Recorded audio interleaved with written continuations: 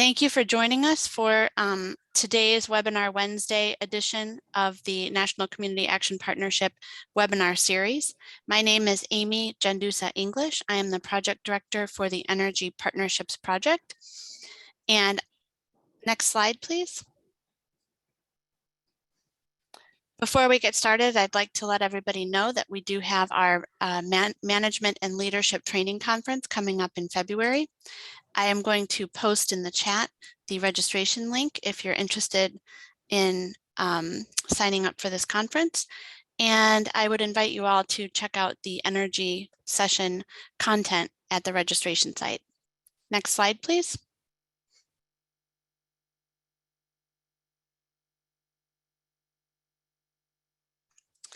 Before we go any further, I would like to invite everyone on the call to participate out loud in reciting the promise of community action.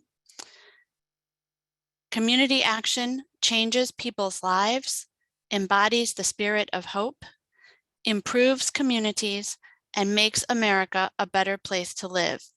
We care about the entire community, and we are dedicated to helping people help themselves and each other. Thank you. Next slide. Okay, the subject of today's webinar is the Weatherization program as administered in Douglas County by Habitat for Humanity of Omaha. Our presenter is Danyelle Baratta. She has two support staff with her, Andrew Goebel and Thomas Kellogg. And just a bit of housekeeping before we continue.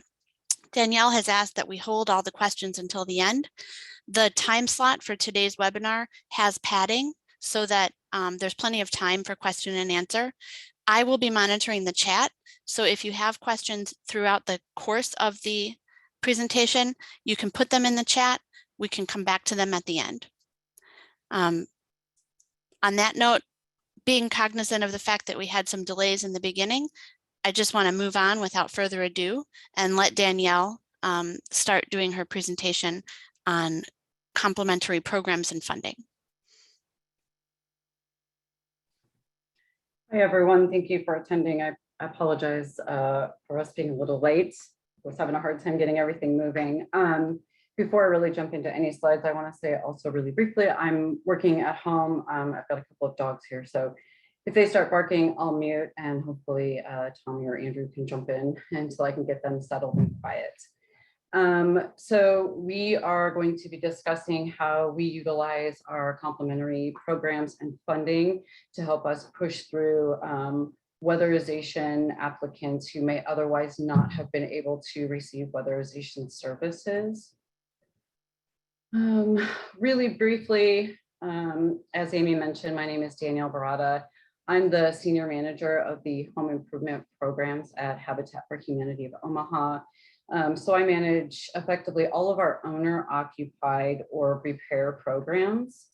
Tommy is our Weatherization Program Associate, and he manages all of our intake, a lot of our reporting, grant reporting, and some project management and applicant support efforts. Andrew Goebel is one of our BPI certified energy auditors. You're all no doubt very familiar with what he does. And we were lucky to get him here just this last year. And he recently just passed his exams for certification. So congratulations, Andrew. A little bit about Habitat Omaha, just for context. Organizationally, we were founded in 1984. Habitat for Humanity is an international organization, and we are all affiliates of the international organization. So the Omaha affiliate was founded in 1984. This year, we reached over 100 full-time staff. I actually am not sure what our total number is. We've grown quite a lot in the last few years, so that's a pretty big number for us. We at Habitat actually do quite a few different things related to housing. We build, renovate, and repair homes. We work in Omaha and the surrounding areas, so there are several counties nearby that we serve, performing all of this work. We also we're the lender on all of the loans. So in our repair program, we have a loan staff. We manage internally, close, underwrite, and finalize all of our own loans in-house. And then we perform first mortgages as well. All of the homes that we build that go to homeowners, they all have a mortgage on them. Generally, it's a standard mortgage, 30 years. We, in the last few years, started charging a nominal interest rate, about 2.5% to 3% interest. Previous to that, those first mortgages were 0% interest. All of our repair loans are consistently and currently 0% interest. This repair program began in 2008. We completed around 25 projects in the next year, 2009. I began with Habitat in 2016. Halfway through the year, we had some projects started, and we completed 28 projects that year. To date this year, just so you can see the scale of growth, we have 249 active or complete home repair projects. We've completed 17 vet repair and vet outreach projects, and then 72 weatherization projects and 47 OPPD projects. Now, as we move into this presentation, we'll give a little more detail on what each of those things means. But from the purpose of numbers and program growth, I just wanted to share. This is a little bit of additional contextual data on Omaha. So Omaha Metro, that includes those surrounding areas, the counties that we also serve, those are included in the metro area, so just under 1 million. And then the Omaha proper is about 584,000. I didn't have a more recent number for the median household income, but this is actually the county median income. And the reason that I put in county is because that's the area that we serve specifically for weatherization. So we're limited to our county boundaries as far as that's concerned. And then within Douglas County, the rate of poverty currently is 9.8%. Omaha is the largest metro, largest urban area in the state, highest number of individuals challenged within poverty. So jumping right into kind of how we stack our funds. This diagram is probably, it'll be a little confusing, but what we use this for, what this document was created for, was to share internally, and in some cases with our partnering agencies, how many programs we have, so the width of our program options, and then how they all can tie and relate to one another. So you can see we have several programs that have no loan, or those are no cost to the homeowner, direct grants, direct subsidy to the applicant. And then we have unsecured loans. So we are able to effectively do a small consumer loan to people who would have a small amount of work, but wouldn't otherwise be eligible for one of our no cost programs. And then the secured loans go all the way back to the start of the program, 2008, 2009. Those are mortgage-based programs. So I also went ahead and placed years within each of the boxes, just to give an idea of what that program growth looked like over time. And then how each of those things kind of aligned with our ability to stack all of these funds moving forward and some of the programs that we created. On those unsecured loan projects, one of the challenges that we experienced out of the gate was all of the requirements for mortgages. So all of the ratio requirements, application requirements, closing costs. When you're working with 30% to 80 or 100% AMI individuals, it's really difficult for them to hit the ratios and then also come out of pocket for closing costs. So we recognized pretty quickly that we needed to bring on some additional funding options. So we adjusted some of our underwriting guidelines, and then also brought on some additional no-cost programs for folks who would never be able to fall into a loan program. Tommy, did you want to jump in here, or did you want me to talk about the technology? Yeah, I can jump in. No problem. Thanks. So yeah, like Danielle had said earlier, I do a lot of work with intake, also outreach, kind of have my hand in a little bit of everything, as well as assisting with project managing at times, going out to the houses when need be with people. So I'm kind of all over the place. So I want to talk a little bit for us about the importance of leveraging technology right now, and how that will help us to um, how it helps us when stacking funds, and also talk a little bit about um, deferral rates when I started a few years ago, and then what they're at now. And I'll probably hand it off to Andrew at that point. So you kind of see I guess our main project software is Buildertrend. I'm not sure if people are familiar. It's actually a company based out of Omaha, and there's a lot of different project management softwares out there, obviously, but that's the one that we use. For me, it's pretty important, um, especially when stacking funds. So, for example, in weatherization, which I work in mainly, if we have a client who, for some reasons, in deferral, and Andrew will go over this a little bit too in a more detailed example. But if we need to pivot them to a different program, because the deferral rules won't allow us to use weatherization until certain things are changed. I can create within our Buildertrend software a new, basically a new profile under that different funding source. And the nice thing I think for me using it is, as well as we can put daily logs in, and I mean, there's all kinds of stuff that we're able to do within purchasing and payments and stuff like that. But one big one is just daily logs, and so we can notate things that are going on within the process of any project. And so if I'm not there for some reason, or someone's out on a job site, they're able to look at that daily log and have a little more information. So we do try to push that quite a bit. Encompass is used for our home repair program, and that's a lot more mortgage based, obviously loan based. And so I know they utilize that a ton as well to keep up with paperwork, to also be able to report letters to send to clients and things like that.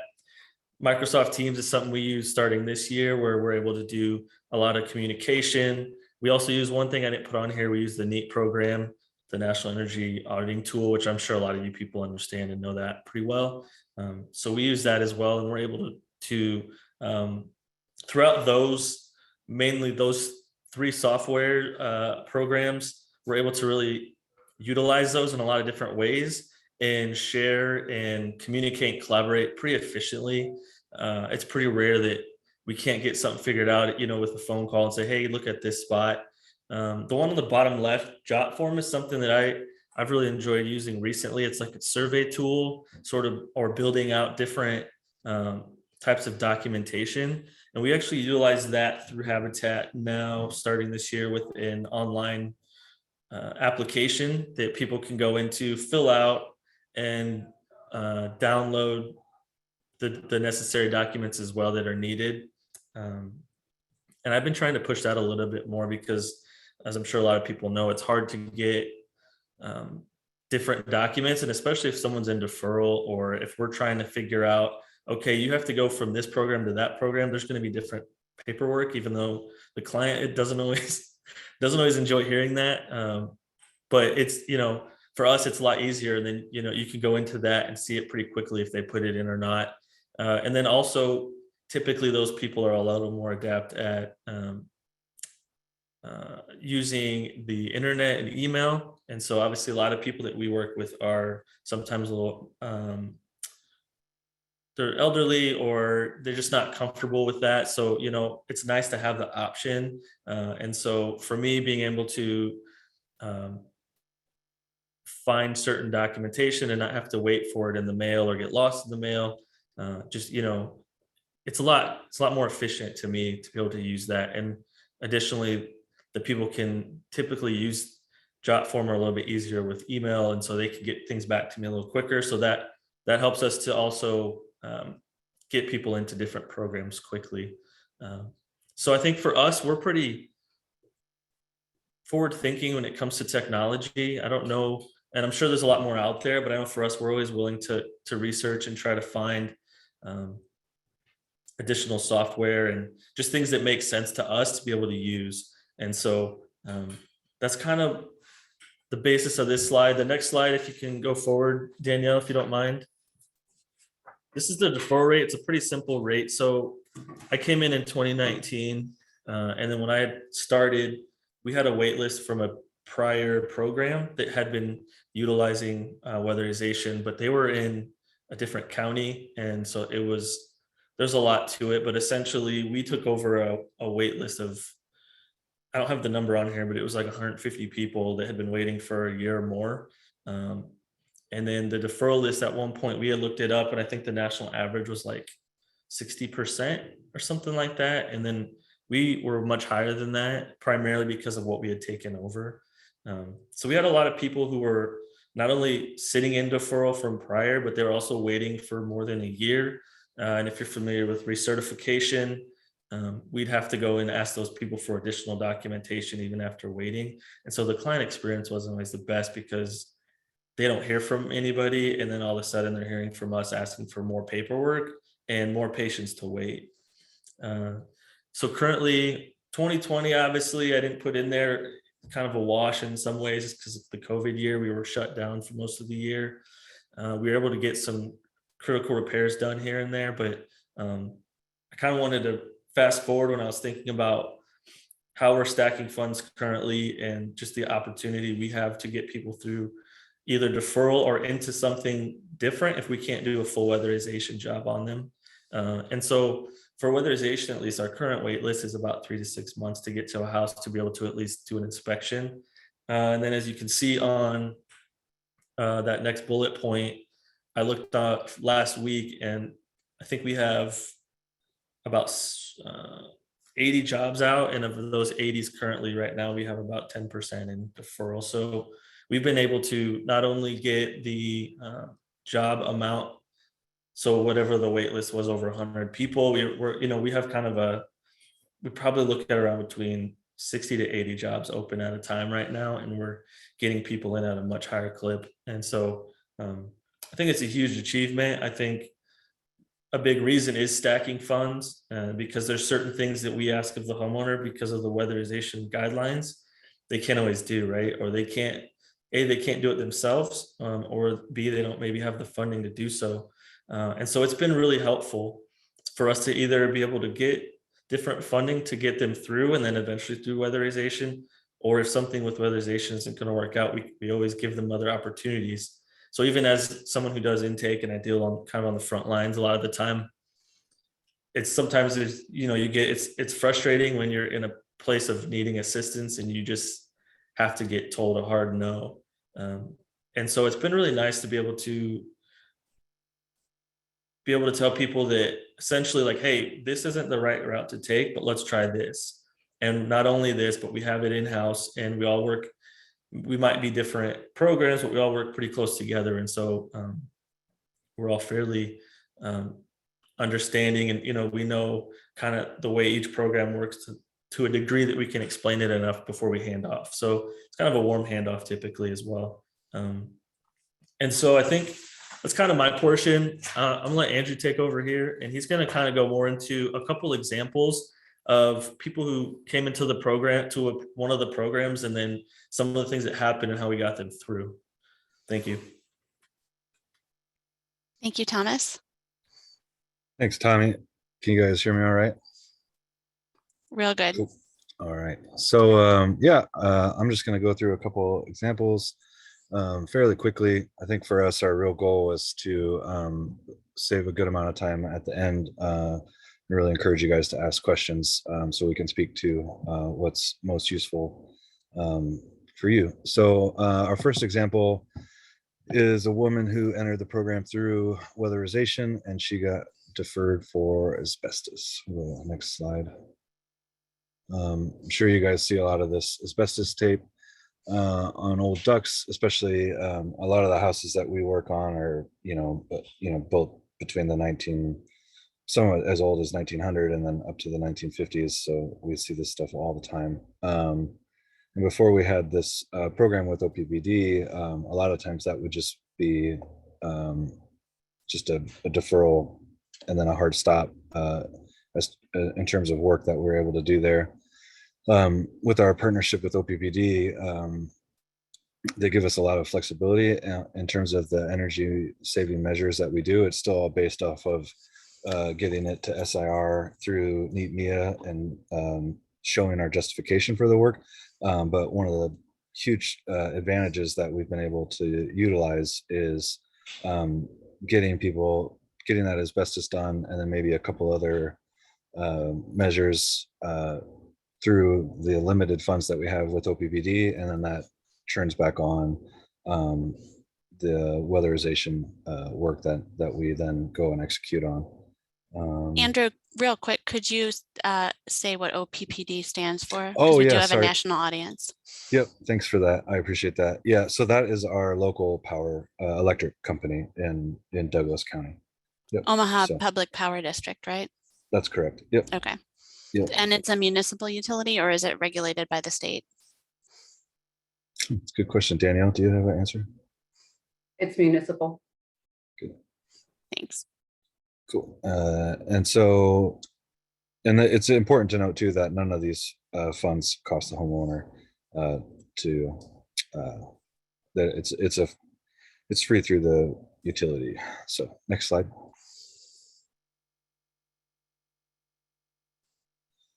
So while we were getting that done, we also have a home repair program, which is a loan that they apply for to complete work at 50% of the cost to the homeowner. And so they entered that program and then replaced all the windows on the first floor. They removed and rebuilt a front porch and then installed a 10 by 12 foot concrete patio with steps and a handrail, and replaced an exterior door, as well as some new siding, soffit, fascia, and window wraps. Can I interject real quick? Sure. Just one thing to note with the home repair program. So that person, they had the loan at 50%. Can you go back to that slide? So 50% cost of the homeowner.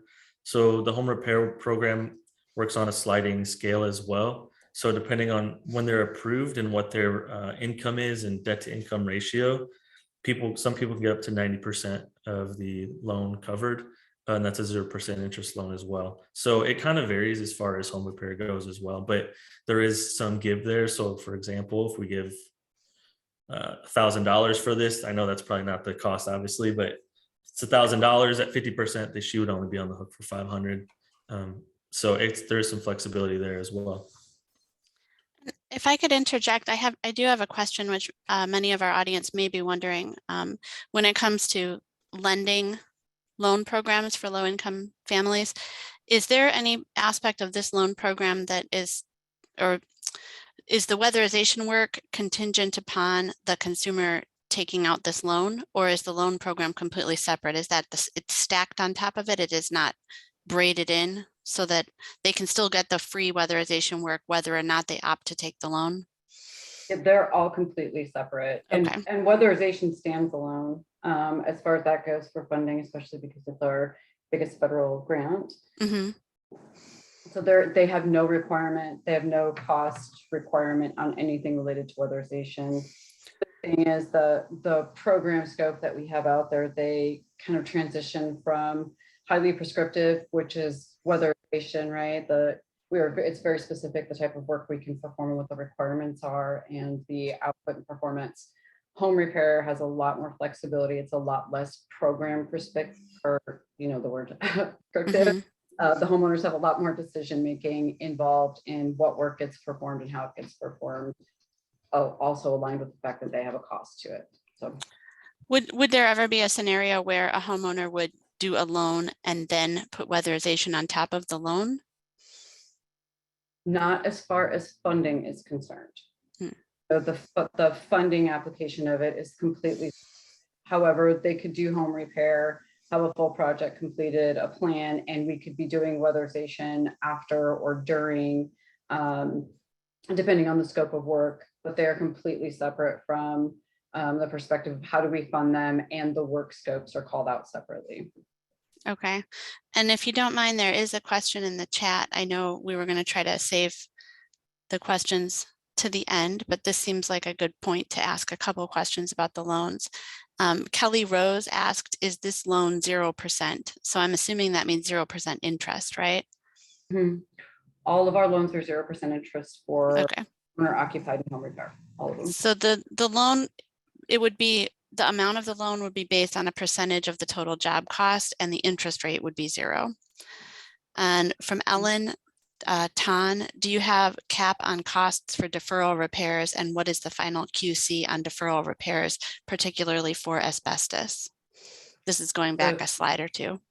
Yeah, let me break those questions out. So the project cap is based on the funding source. So for example, and it gets a little confusing because for our home repair loan programs, we have more than one funding source that's applied that covers the loans. But for a separate standalone program like weatherization, it is the program and it is the funding. It's all in one stream. So I'm going to try to keep those two things separate. For our loan programs, we have a loan limit of 15,000. We have a term limit of 10 years, which gives us a lot of flexibility for someone who may have a really low level of income and a reasonable amount of work that needs to be done. We can stretch it. We have some flexibility for that homeowner. We do have a project limit right around 29,000 because we can go up to 15,000 on loan, and we can cover 50% of a project under a potential subsidy. So we could do, up to $30,000, 15% subsidized, 15% under loan. So we have a loan limit and then a project limit. I think that answered that question. And then Thank you. What was the second half of it related to QC? What is the final QC on deferral repairs, particularly for asbestos? So when you do the repairs to bring a house out of deferral, what quality control inspection is happening, and when, I think is the question. So each of the project types has a final inspection. Of course, anything that's weatherization and our OPPD, our utility program, those all follow weatherization guidelines as far as steps and quality control inspection at completion of the project. And it's home repair or one of our other project types, the final inspection is dependent upon the work type. So for example, if we have a roof that is completed as part of a deferral program to get somebody back into weatherization, we may utilize the permitting and inspection of our municipal inspectors and say, okay, well, the city inspector went out, he approved it, this is okay. And if there's more than one item on the scope of the whole project, we actually have project managers within each of the program types that go out and do a final kind of walkthrough, make sure that the project overall is completed as expected. And if anything needs to be addressed, they would send the sub back out. And we also have a 1-year warranty on all of our work that if the homeowner calls us after their project completes within that 1 year, we'll send the contractor back out if it's a warranty item to fix the work they should have done in the first place. Great, thank you so much. Hopefully no more questions until another good stopping point. You can go ahead with your next slide. Great. And so then we were able to, once that project was out of deferral, then we were able to proceed with weatherization measures. We ended up doing some lighting retrofits, soapbox installation, some attic insulation, and then we put some pipe and domestic hot water heater installation on there, as well as some foundation sealing. And so that job ended up with about $36,400 dollars of work that we were able to stack through these various programs. So next slide. Oh, so and then this is that. So it ended up doing home repair through the OPPD, the electric company, and then the weatherization work.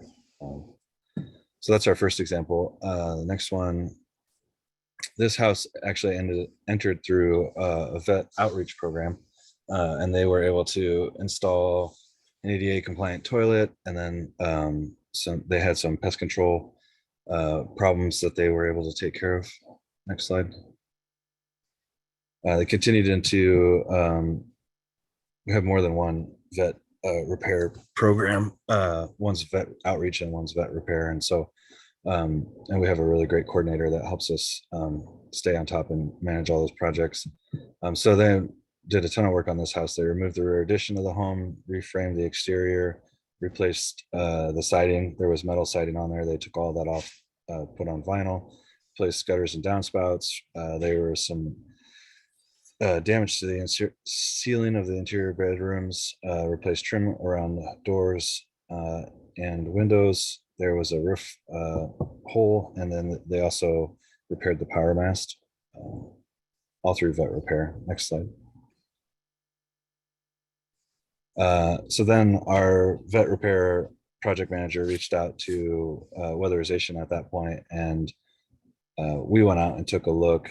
And we're just going to try to do some work through OPPD, and there ended up being, as I'm sure you guys have also seen somewhat regularly, a cockroach infestation on the interior of the home. And so we deferred them from OPPD for health and safety. And we attempted to qualify them subsequently for weatherization, and they weren't eligible for that. Next slide.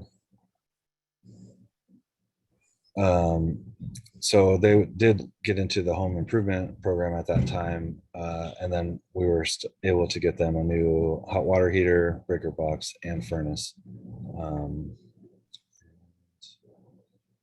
So they ended up, the final project stacking that this one was able to end up with was the veteran outreach, veteran repair, and then the home improvement. And that ended up being almost $43,000 worth of work that we were able to do at that house. So, and that's our presentation.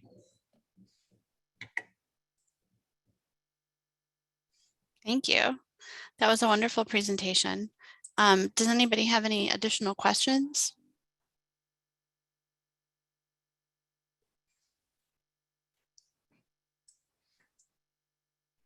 Feel free to come off mute or post a question in the chat if you'd like. You can also send questions. You can send questions by email directly to our presenters or to myself. I had a question. How do you, or on your veteran outreach program, do you guys like run through part of the military for that, or is that just a program that you guys have set aside for the state?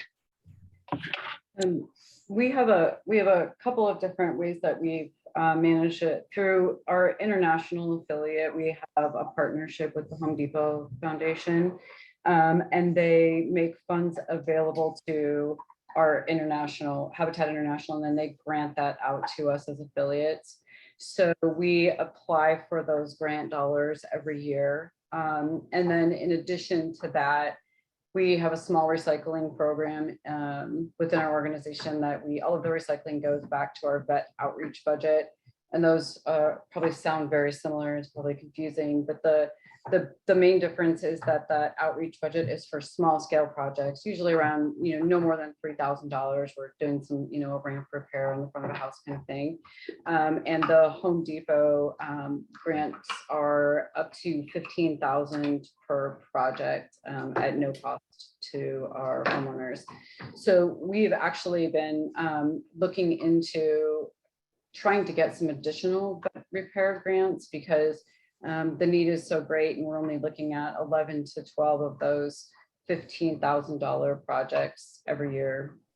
So we haven't gotten there yet, but we are looking at working with the local government agencies and the veteran agencies that we could work with. And then there is one question in the chat germane to this topic. Do all habitats nationally have veteran outreach and veteran repair programs? They do not. It's dependent on local funding, affiliate size, and of course capacity. And if there is a decent sized veteran population, if it's a smaller population area or they're serving several counties, they may not have a need for it in their area. We also have different programs based on where we serve and what our funding capabilities are and capacity. And then a specific question on one of the examples from Nancy Seidman.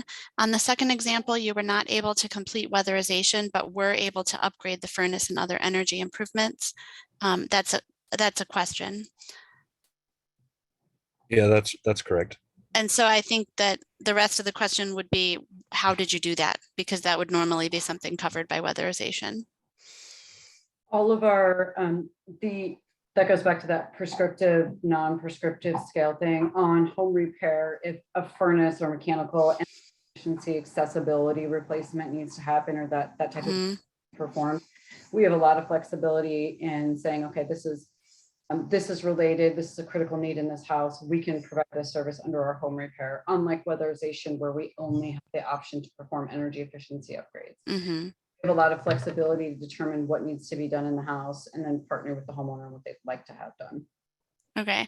And then one of the questions was, so when you say under home repair, is that a no cost home repair program, or did you mean the home repair loan fund?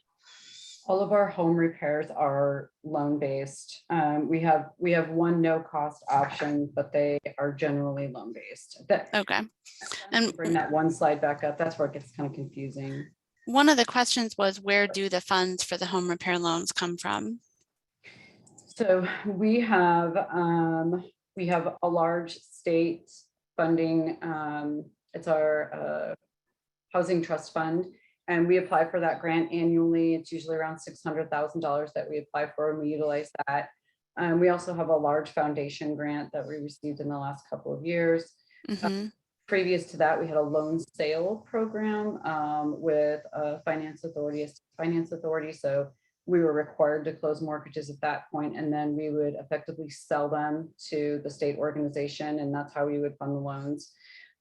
So we have a lot of different funding sources for those loans, and then of course the incoming payments from previous loans. Okay. And then one final question overall, what are all your funding sources, state, federal, and local? I think you actually had a slide where you listed them, right? Yeah, and it doesn't break out all of the funding sources that I just mentioned for our home repair, because there are several going into that particular program to support it. And then the breakout of the other programs are specific to program, and funding are standalone. Do you want me to bring it back up? Yeah, that's probably helpful. Maybe folks might want to take a screenshot of it, or we will of course be circulating the slides, and the recording will be available on our YouTube channel in the coming weeks. We'll circulate a link to that as well. Open back up here. So that would be there. So, and this one, you probably won't have enough time to really look at this to come up with a lot of questions. And but if you look at it later on and you do questions about how this is broken out, I'd be happy to answer any questions. So working from left to right on this, the weatherization projects, of course, those are funded directly through weatherization, and those projects are standalone and very specific on funding. Same with the ERA, or the emergency repair replacement. I don't know if that is based on state plan, or if that was a national, if everybody's got that. We had funds called out on our weatherization grant that were specific to emergency repairs, furnace and AC replacements. Mm-hmm. So that program line is specifically funded by weatherization, and it is limited to specific funding for weatherization. The OPPD Smart Steps is our utility program. That one is standalone. It funds itself, but when the program was set up, they actually approached us and they wanted to have it be complementary specifically to weatherization, to help us with some of those issues on deferrals or items that we couldn't afford to include in weatherization. But it is a standalone funding source. FHLB, the Federal Home Loan Bank, I'm not sure if anyone on the call is familiar with that, but that program, we applied for it as a no-cost program. It in fact falls under our home repair program. It's the only no loan, no cost program that we have under our home repair. And it has some more specific requirements as far as type of work we can do and applicant income. It's more restrictive than what any of our loan programs actually are. The veteran home repair and the veteran outreach, I mentioned those a little bit earlier. The home repair is through Home Depot Foundation. It's a grant that we apply for and receive annually. And then the outreach projects, we self-fund small projects. These insurance ones in the middle are a little wonky because we are the mortgager and the builder on the properties, the first mortgages that we sell. This program supports through getting contractors and supporting people on paying deductibles for our habitat homeowners. So it's unusual. And then jumping back into the unsecured loan projects, home repair, the flood initiative. I don't know if anyone's familiar, but we had some really devastating floods in the last few years. And so we had specific funding that came in for work on homes that were impacted by that flood.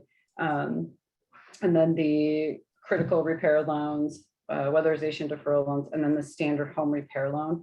Those are all funded through several grants making agencies, state agencies, and foundation agencies. They have several funding sources built underneath those. Great. And there's another question. Do you think you'll be able to access additional weatherization funds from the new federal funding? And how would you use those funds if available? So we are, I'm going to go ahead and stop sharing again. We are aware that there's a considerable amount that we anticipate receiving in the next year.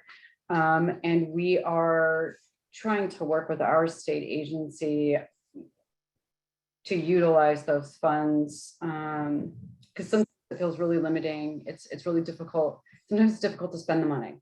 And so we are trying to work with them on building in some flexibility for those dollars because for us, it's going to be a big rush of funds at once. And not all of the funds coming in are going to have an elongated time frame for spend. So ideally, what we'd like to do is be able to complete as many projects as possible because our goal is always to get the funds to who needs them. So we want to complete more projects, obviously.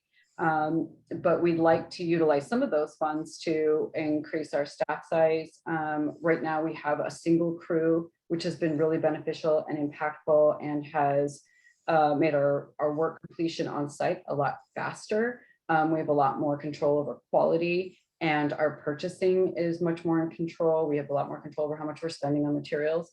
So we'd like to utilize some of that to bring in another crew. And then all of the costs, of course, that come with another crew. And then we'd like to be able to build in some more flexibility into our program requirements to be able to complete more work on houses, which will also be impactful for our deferral rate. Oh, and renewables. And one person asked, what is the size of your crew? An individual crew size is 3. So we have, it's effectively kind of a supervisor and then 2 crew, and all 3 of them generally go out to a house to perform work. If we need to split them up a little bit, we can for small, kind of go back fixes.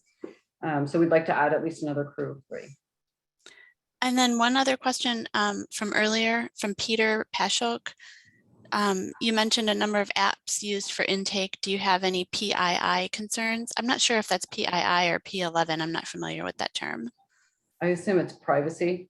Yeah, I think he's talking about personal privacy stuff. Mm-hmm. So Privacy Information Act. We have a lot of concern with that, especially because we are performing mortgages and consumer loans. So we have, along with the social security numbers and that kind of information. Mm-hmm. Yeah, he clarified personal identifiable information. Mm-hmm. Thank you. We also have income information and a lot of data that is really risky and would be uncomfortable for anybody to be able to find. So on the programs that we use, this is a loan program. It's a mortgage-based loan program. So all of that security is built into the program, and it is. It's not a web-based program, so it's standalone, and so it's not accessible by anyone who is not on our network. And that is, we have very limited access into that software, and then there's limited access and a lot of security points once you are actually in the software. So we can limit people's access quite a bit. On the Jotforms, we spent actually, and Tommy can probably speak to this, we spent a lot of time going back and forth on what are the security measures, what standards are your security measures on your software too. We had, I think, 3 levels that included, I think that their highest level was HIPAA. So the, health security, health information security. So after we researched that with our IT team, we felt comfortable with their data protection. And then we work internally a lot with our internal IT staff to make sure that anywhere that we're saving this data, whether it's cloud-based or on site, that the information is protected and our firewall's in good shape and all of those things. So the other program that Tommy mentioned, Buildertrend, our project management software, we don't put any type of personal information, any type of personal private information. We only put in relevant information to the actual project. And we avoid adding any additional information that wouldn't be relevant to the actual project or the project performance. So they're completely separate databases, and one, they don't share data together. And there's another question. What type of work is subcontractor work? HVAC, insulation, power, etc. We generally we sub out all of our MEP work. So we do have an on-staff plumber. He and his crew spend a lot of time working on our new build work, but they do perform some work with us. So we try to do as much internally as we can. We've looked at bringing a contractor just because the costs are so high, and we do so much of that work. We haven't decided on that one way or the other. We aren't firm. We're just looking at it right now. Other than that, we sub out specifically for weatherization, primarily MEP. Anything that's not MEP, our crew performs all of that work. And then for the rest of our programs, our home repair, that's all subbed out. From Kelly Rose, you mentioned HIPAA. Are you collecting health and medical data from any of the applicants to target what type of in-home repairs may be required? If so, speak about that process. The only health data we collect is what we are required to request for our emergency repair work through weatherization, and they require that if someone, and Tommy, jump in if I go astray here, if someone has a issue related to the work that needs to be performed, that health issue needs to be documented by their doctor and in our file. Be completely frank and honest, I would prefer not to have it at all. It's risky, it's a lot, and if the house needs it, if that work needs to be done, that's where we'd like to make the decision. But that's the only HIPAA information we collect. Yeah, and I would jump in to say that it's only on for some reason the state of Nebraska just wants it on air conditioning, and so they have to prove a medical need as to why and have a doctor's note fill that out, have the doctor's note filled out. Even at that point, sometimes they don't, the state does not approve that as well. So there are times where we get that and then the state deems it unnecessary. So so Danielle and I, we've talked a lot about that. Both of us are pretty passionate about keeping people's information private and yet not wanting to overstep those boundaries. And also just a simple fact of they go through the process and then they have to come back and find that there's another document they have to get. And on top of that, now they have to get a doctor to sign that, which, to us, it's always another step, right, in the process and some frustration on the client side. And so that's the only time we do ask for it. Sometimes people provide it for some reason without us asking because they think maybe it's needed or there's some miscommunication or misunderstanding on the application side. But typically it's just for the air conditioning side of our critical repair program and weatherization. And there's one last question. I think this might be our last one. How much of Habitat's work nationally and locally and nationally is new build construction versus home repair? I'm going to say I'm not sure nationally. And part of the reason for that is because the reporting isn't standardized, right? So what home repair with this whole scope program, somebody else who is doing a brush with kindness and painting facades would also call that repair. So the reporting isn't standardized with regard to the program type. And at this point, it depends on the measure, right? So if we're talking about program completion, the number of programs completed in Habitat Omaha, the higher number of completed projects is our repair programs. If it's program income, we're starting to inch up to get a little bit closer to where our home build numbers are at.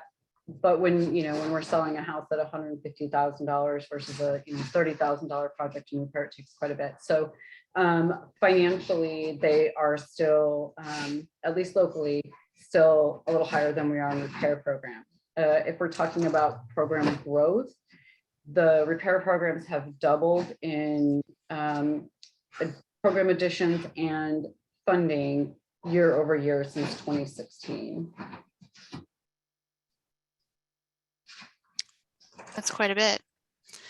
Hey, any other questions for our friends at Habitat? I think this was a very, very thorough presentation, and I want to thank you for your time.